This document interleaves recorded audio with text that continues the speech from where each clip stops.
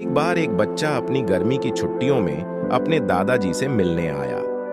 वह हर समय अपने दादाजी के साथ खेलता था।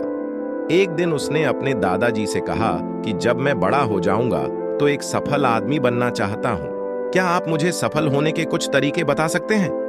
दादाजी ने हाँ में सिर हिलाया और लड़के को अपने साथ पास की नर्सरी में ले गए। नर्सरी से उसके दादाजी ने 2 छोटे पौधे खरीदे और घर वापस आए।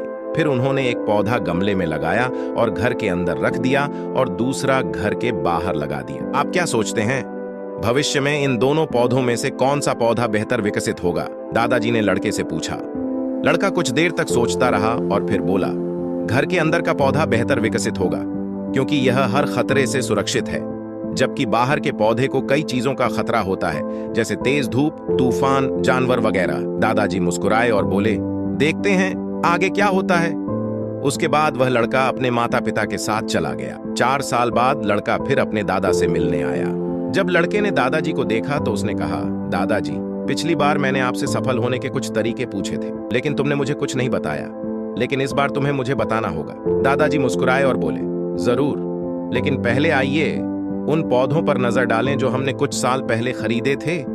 यह कहते हुए दादाजी लड़के को एक जगह ले गए जहां उन्होंने एक गमले में एक छोटा सा पौधा लगाया।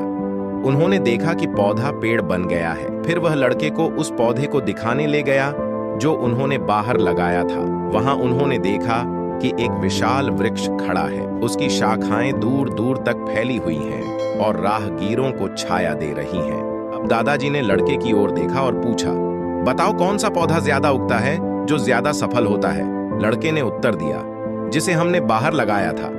लेकिन दादाजी, यह कैसे संभव है कि उस पौधे को इतने खतरों का सामना करना पड़ा होगा, फिर भी वह इतना बड़ा हो गया? दादाजी मुस्कुराए और बोले, हाँ, बाहर के पौधों को कई चीजों का सामना करना पड़ा, लेकिन समस्याओं से निपटने के अपने फायदे भी थे।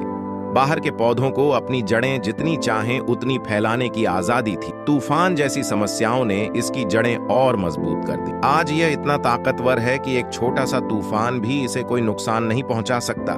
बेटा, जो मैं तुम्हें बताने जा रहा हूं उसे हमेशा याद रखना, फिर तुम जीवन में जो भी करोगे उसमें सफल होंगे। यदि आप हमेशा आरामदायक विकल्प चुनते हैं तो आप उतना विकास नहीं कर पाएंगे जितना आप कर सकते हैं। यदि आप तमाम खतरों के बावजूद इस दुनिया का सामना करने के लिए तैयार हैं, तो आपके लिए कोई भी लक्ष्य हासिल करना असंभव नहीं है। समस्याओं को कभी भी बाधा के रूप में न सोचें, बल्कि उन्हें सफलता की ओर बढ़ते कदम के रूप में सोचें। लड़के ने एक लंबी सांस ली और पेड़ को देखा और उसे अपने दादाजी की बातें समझ आ गईं। जिन बाधाओं को हम जीवन में दुश्मन मानते हैं, वही बाधाएं हमें जीवन में अधिक मजबूत और सफल बनाती हैं। इसी तरह हमारा जीवन उतार चढ़ाव से भरे एक महान साहसिक कार्य की तरह है, जो हमारे रास्ते को अवरुद्ध करने वाली बाधाओं की तरह लग सकता है। लेकिन अंदाजा लगाइए कि ये बाधाएं कैसी हैं, पहेलियों की तरह जो सुलझने का इंतजार कर रही हैं। जरा सोचिए कि जब आप कोई गेम खेलते हैं तो मजेदार हिस्सा यह पता लगाना है कि चुनौतियों से कैसे पार पाया जाए। जीवन उसी तरह से काम करता है। आपके सामने आने वाली प्रत्येक बाधा सीखने और भी मजबूत बनने का मौका है।